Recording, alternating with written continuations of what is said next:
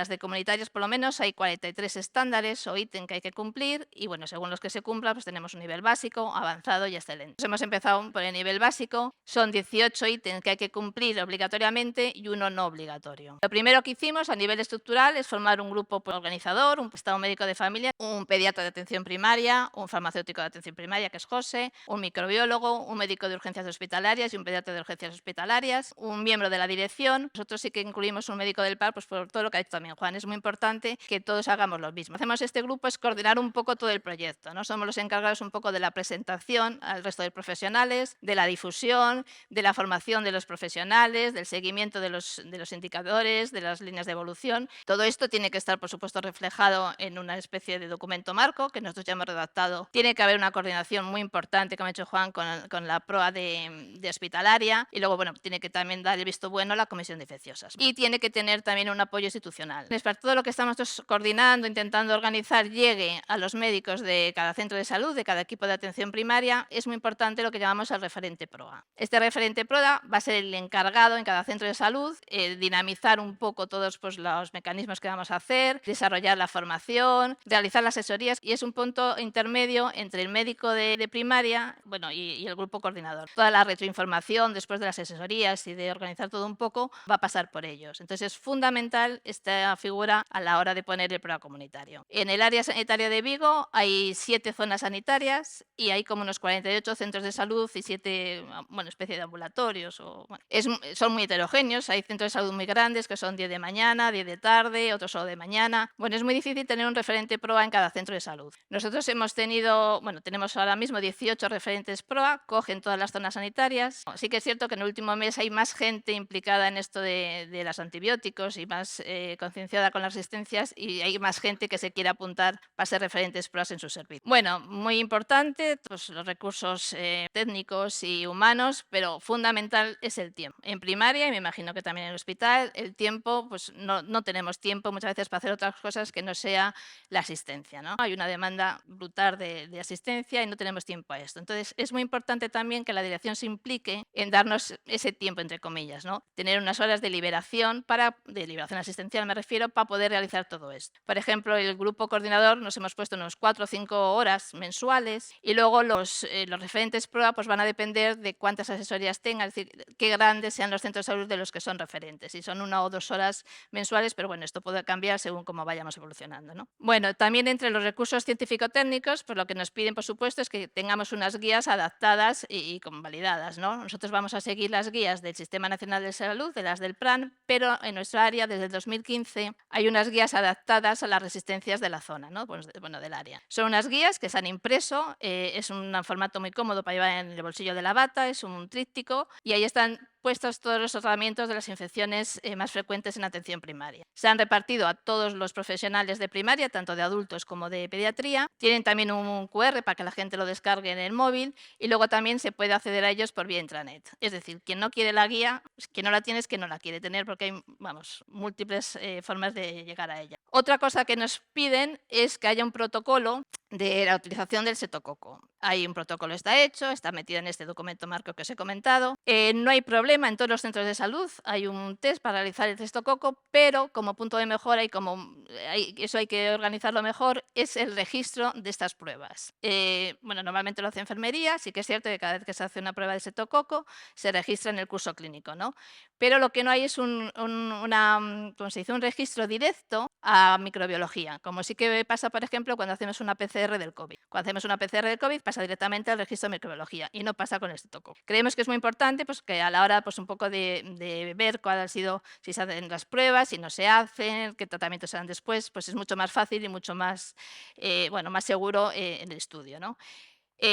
Bueno, José, como miembro del equipo coordinador de farmacéutico y la representante de la dirección, están trabajando ya en ello para ver si hay alguna forma de poder realizar este registro más, pues eso, directamente a micro. Bueno, también es muy importante ver desde qué punto de partida estamos en el área, ¿no? Y como ha dicho José, pues prácticamente en el área de Vigo, igual que el resto de las áreas de Galicia, igual que el resto de España, hubo un descenso de consumo de antibióticos en el 2021 año, que bueno, no es por mérito, es porque hubo una pandemia, y en el 2022 pues ha ido aumentando. Como punto positivo en nuestra área, hemos visto que en los últimos años ha aumentado el consumo de amoxicilina con respecto al amoxiclavolánico y ha disminuido el número de las quinolonas. Estamos muy por encima todavía de los datos, pero bueno, está disminuyendo.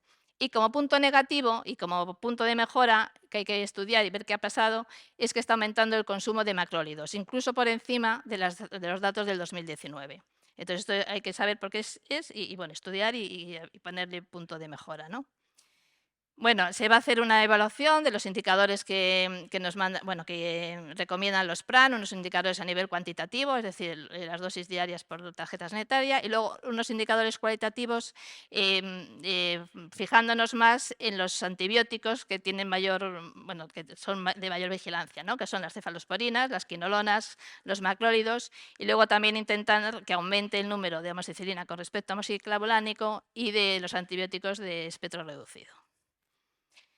Bueno, también con todo esto hay que hacer como una ruta de qué queremos mejorar y cuáles son los objetivos. Bueno, pues aparte de lo que ya hemos dicho, de mejorar los indicadores en global, de mejorar lo del estreptococo. También hay que modificar lo que ha dicho también Juan, un poco la prescripción. Muchas veces tenemos la inercia y la rutina, por ejemplo, pues es muy frecuente en infecciones urinarias por dar los 2 dosis, o sea, los 2 días de la fosfomicina de 3 gramos, ¿no? En pacientes con una cistitis, sin ninguna patología añadida, sin ninguna complicación. Entonces son inercias e inadecuados tratamientos que hay que reducir. Y luego, por supuesto, hacer campañas de concienciación y de formación a los profesionales. Y muy importante, sobre todo, también a los residentes. Muy importante a los R1 que ya desde el principio empiecen a familiarizarse pues, con el problema de los antibióticos, de las resistencias y todo esto.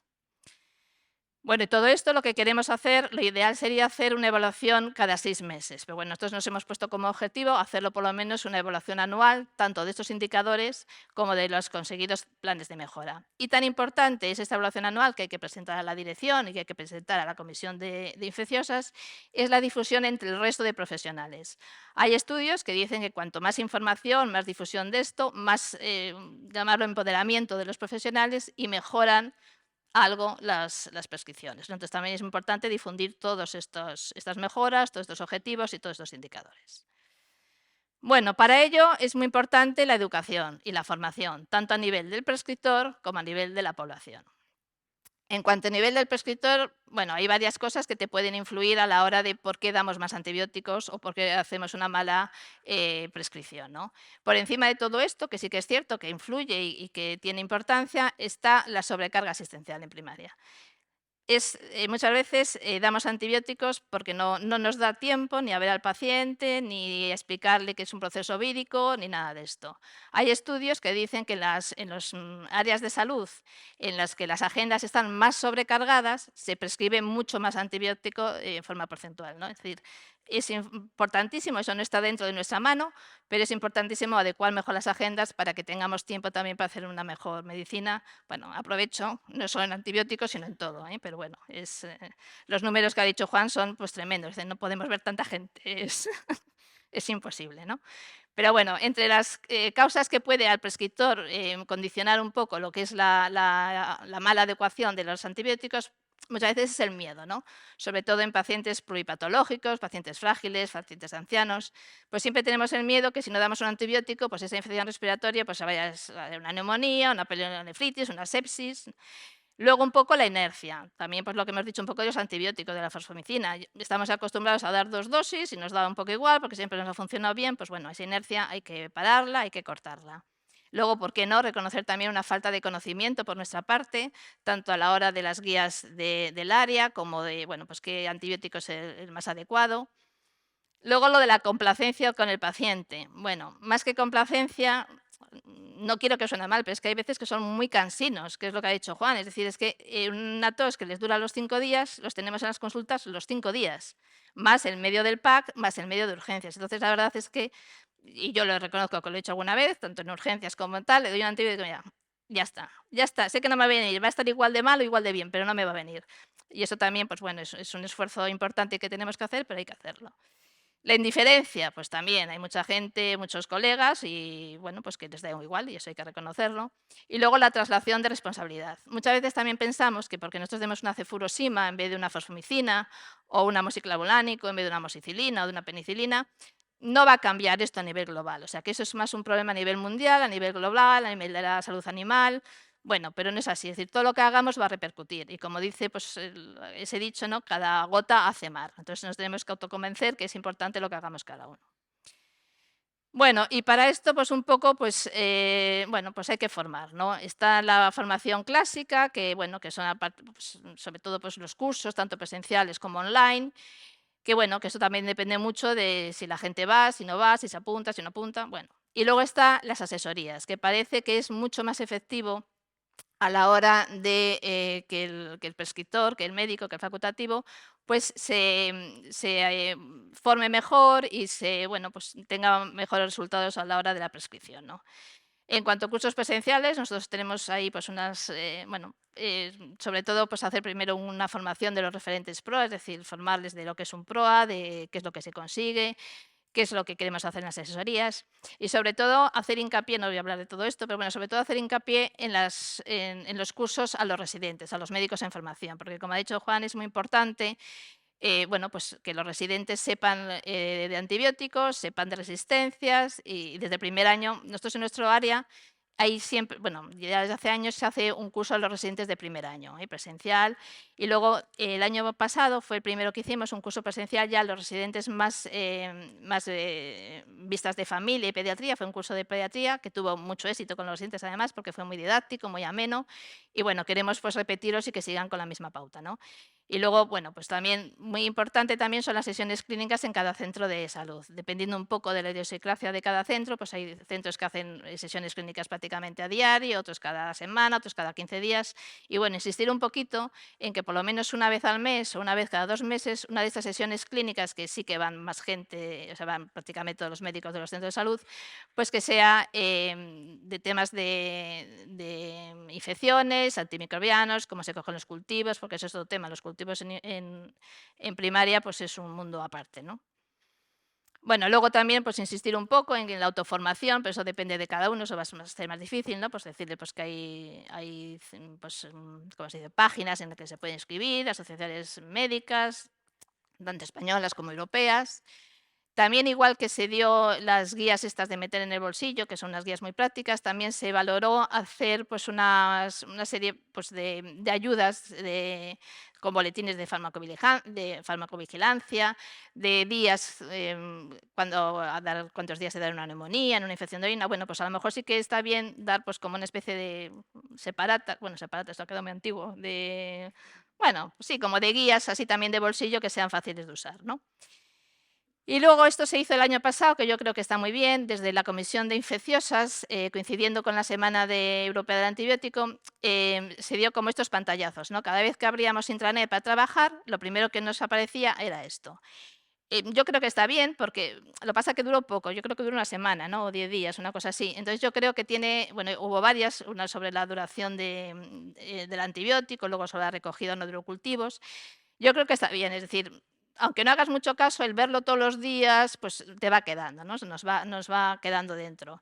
Y creo que es mejor hacerlo durante más tiempo, es decir, 15 días queda corto, hay que machacar más para que nos vaya quedando poco a poco. Y bueno, y luego también aprovechar un poco del tema de las redes sociales, pues insistir en que hay pues algunas, bueno, algunas páginas en las que se puede entrar. Bueno, por supuesto, estamos hablando de profesionales, me imagino que no se meterán en páginas de Foro Coches, La Mujer Hoy, estas historias, ¿no? Pero hay bastantes en que te pueden ayudar y puedes estar pues actualizado. Bueno, lo que hablaba, lo que mejor parece que da resultados son las asesorías, ¿no? Las asesorías que tienen que buscar una calidad de prescripción y una formación. Lo que no puede ser son asesorías ni punitivas, ni que el asesorado, por decirlo de alguna manera, se encuentre que está examinado, es decir, tienen que ser asesorías de tú a tú. Tanto el asesor como el profesional que es asesorado, pues tener una relación eso de tú a tú y no de prepotencia, ni de yo sé más y te voy a juzgar, ¿vale? Porque entonces así no funcionan. Por supuesto, tienen que estar basadas en las guías de evidencia y mejora clínica y muy importante es tanto la satisfacción de los asesorados como de los que hacen las asesorías y de la retroinformación. Si no hay una buena relación, no van a funcionar y si luego los datos que hemos obtenido no llegan a ellos, tampoco va a funcionar, ¿vale? Es muy importante también la retroinformación. Bueno, nosotros además tenemos la suerte de que tener ya, bueno, experiencia. José fue uno de los que capitaneaba esto en el 2017, se hicieron 76 asesorías, todos muy bien, una satisfacción del 100% y más o menos son unos datos que coinciden un poco con lo que ha dicho Juan, un 54% de los tratamientos eran inadecuados. Pero lo que sí que se vio que en los médicos a los que se les había hecho esta asesoría, en el 2018 había disminuido mucho el consumo de antibióticos y también había disminuido pues eso, las quinolonas, aumentado el consumo de amoxicilina. Entonces, bueno, parece que sí que funciona. Nosotros vamos a seguir con este mismo proyecto, basándonos un poco en el Pirasoa, que son los que más experiencia tienen. Y bueno, son asesorías que tampoco tienen que ser muy largas, tienen que ser asesorías de unos 10 minutos. Tienes que buscar también el momento adecuado, es decir, tienes que consensuar con el médico de atención primaria cuándo les viene mejor. No te puedes sentar en mitad de la consulta a las 12 de la mañana y decir qué antibiótico has dado. ¿Por qué no? Porque no puede ser esa sobrecarga mayores, ¿no? Entonces hay que consensuar según qué centro de salud, pues algunos serán mejores por la mañana, digo por la mañana a primera hora, otros a última hora, bueno, pues dependiendo un poco, ¿vale?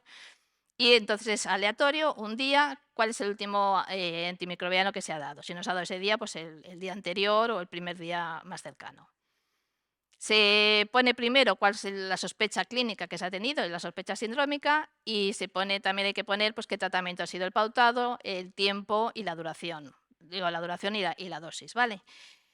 Y luego se hace una serie de preguntas que se contestarán sí o no. Se da la asesoría adecuada cuando todas son sí. Si hay un no, ya se da como no adecuado la prescripción, ¿no? Entonces, bueno, lo primero, si está indicado este tratamiento, pues por ejemplo, si, yo que sé, un ejemplo, si vemos pues nos dicen que le han puesto un antibiótico, por ejemplo, una amoxicilina o un amoxiclaulánico en una paciente que viene con un dolor en el seno malar porque tiene un poco de febrícula y un poco de rinorrea clara, lleva 2 días, pues bueno, pues se pueden sacar las guías y bueno, y mirar con el prescriptor, bueno, pues las indicaciones a lo mejor no estaba muy indicado dar un antibiótico y hay una indicación, pues las sinusitis agudas, bueno, todo esto consensual un poco, siempre sabiendo que luego cada paciente es un mundo, ¿no? Entonces, bueno, pero más o menos consensuarlo.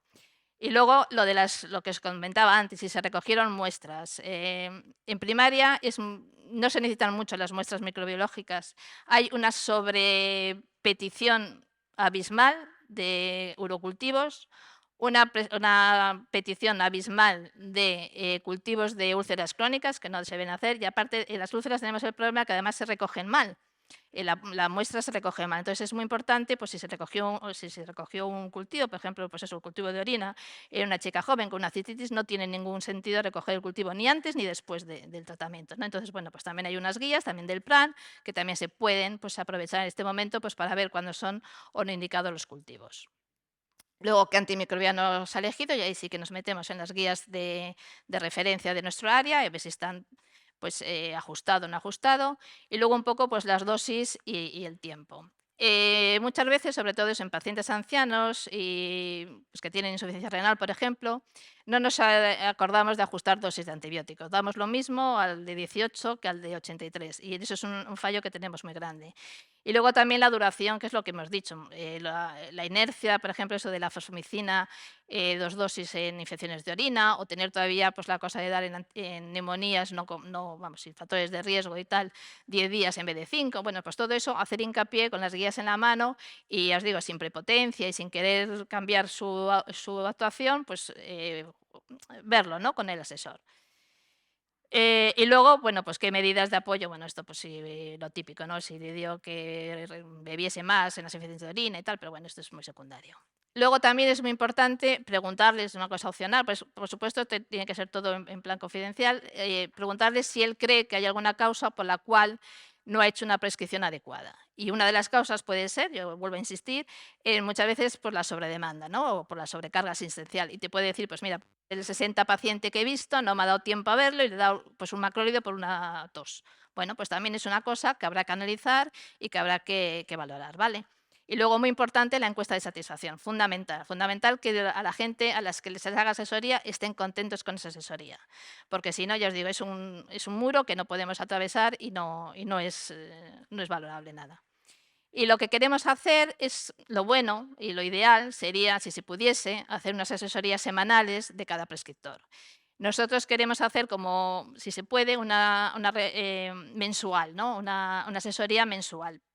Dependiendo de qué centros de salud sean más grandes, a veces esto no se va a poder hacer, porque un referente PROA no va a dar abasto, a lo mejor si tiene que hacer a 15 o a 20 profesionales, ¿no? Entonces, bueno, pues a lo mejor cada 2 meses.